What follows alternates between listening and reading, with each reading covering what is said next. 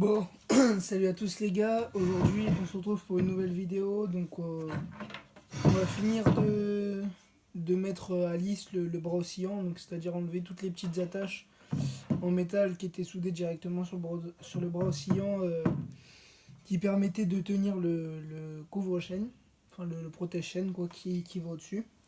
Donc on va se faire ça tranquillement à la disqueuse, on finira peut-être à la lime pour bien faire tout ça propre. Et voilà, bon, je vous propose d'attaquer tout de suite. Donc on va commencer, c'est parti.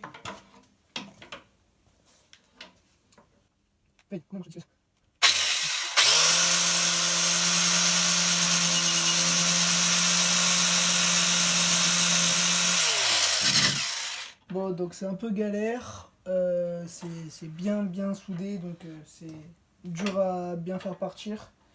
Donc ce que je vous propose à la limite, c'est de couper entre chaque truc et je vous montre le résultat à la fin.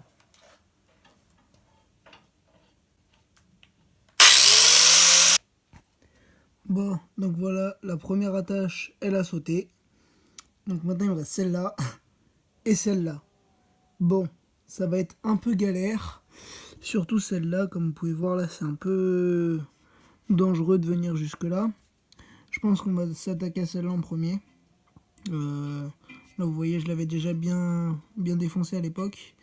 Donc je pense qu'on va continuer sur celle-là et on verra celle-là après.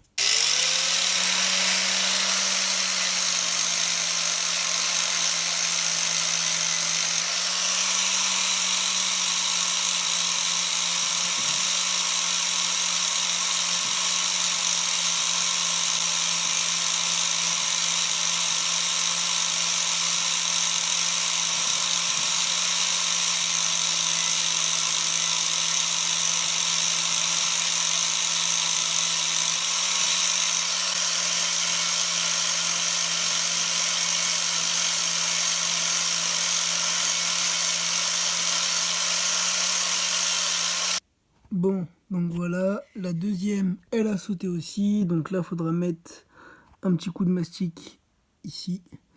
Et puis maintenant, on va s'attaquer à celle-là.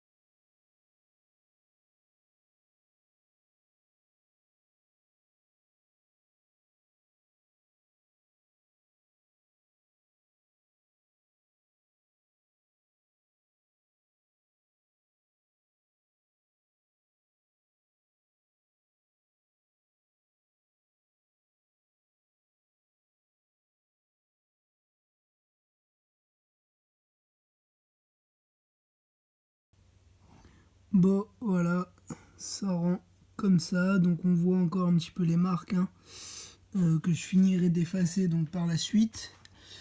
Donc ouais, là on voit qu'il y a eu quand même des soudures qui ont été faites. Le métal a un peu été déformé.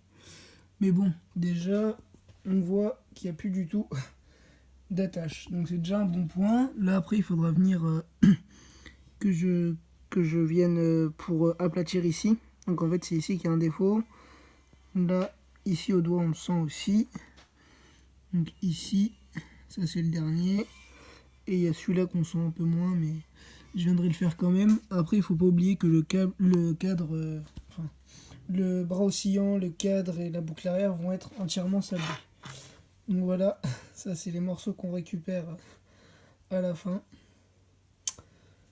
Donc il y en a deux, et là c'est parti direct, j'ai même pas eu besoin de taper au gros tournevis. Moi j'avais pris le tournevis avec un maillet pour décoller les morceaux de ferraille. Donc moi ce que je vous propose les gars, c'est que je finisse tranquillement de faire tout ça et je vous montre le résultat à la fin. Bon, donc celui-là, vraiment, je le toucherai pas. Bah, déjà, il est un peu renfoncé, donc on le voit pas trop parce qu'il sera derrière la roue. Donc c'est pas très très grave, puis surtout que c'est déjà quand même bien lisse. Et puis là, on peut voir que j'ai vraiment gommé toutes les imperfections.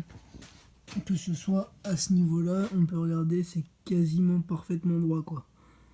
Voilà. Donc moi, je pense que c'est quand même un bon travail. Sachant que je suis pas carrossier du tout ni rien, que c'est pas du tout ma spécialité, quoi. Je pense que je me suis quand même bien débrouillé. Donc après, tout ça, ce sera sablé. Donc ça veut dire qu'on verra plus rien. Je pense qu'il y aura des petits morceaux de mastic. Mettons, vous voyez ici, là, il y a une petite encoche. Je vais mettre un peu de mastic. Là aussi, parce que la disqueuse a tapé. Là aussi, enfin, plusieurs endroits, il y aura un petit peu de mastic pour gommer un peu tous les trous. Puis voilà. Je pense que c'est tout. Alors, je vais vous montrer celui du dessous. C'est donc cette attache là. En gros, à la base, les 3 attaches en haut étaient comme ça. Mais celle-là, je la laisse tout simplement parce que je vais fixer le protège-chaîne en dessous pour pas que la chaîne déraille, quoi. Qu'elle soit bien dans le bon alignement. Voilà. Donc, ensuite, changement de pièce. Alors, ensuite, je pense que ces 2 attaches-là, donc du réservoir de pompe à huile, je les ferai sans doute sauter, je pense. Celle-là, je sais même plus à quoi elle sert. Ah si, c'était pour fixer le support de pompe à huile. Donc c'est bon, j'ai retrouvé. Donc je pense que ces deux attaches-là, je vais les faire sauter, que je vais percer directement dans le cadre, donc en dessous de chaque attache, pile dans l'alignement, et que ces deux-là, je vais les faire sauter aussi, pour pouvoir fixer directement le radiateur au cadre, mais c'est pas encore sûr.